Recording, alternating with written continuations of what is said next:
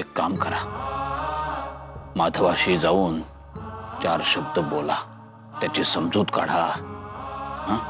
नेमका प्रकार काय घडला तो त्या समजावून सांगा। समजूतदार आहे मुलगा, त्याशिवाय तुमच्या जीवाची तगमग थांबणार नाही।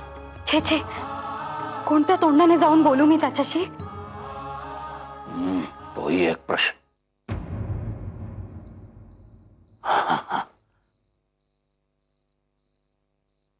एक काम करा, सोनूबाईस आधी धाडा पुढे।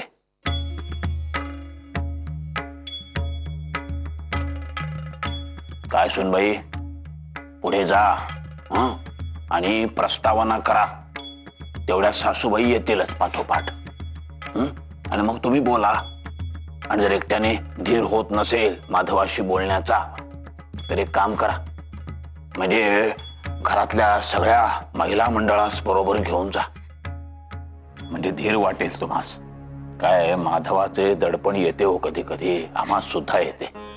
ठीक आहे, तुम्ही सांगताय तसेच करते। रमा, मी काय म्हणते, तू जा पुढे आणि अंदाज घे। आम्ही येतो आणि तानमान बघून मग बोलतो। बरे।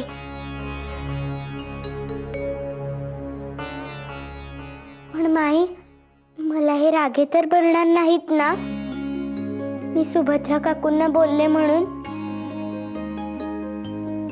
नाही नाही, आपल्या सगळ्या जणींचे चुकले आहे हो। तुला एकटीला काही बोलणार नाही तो। तू जा। हो।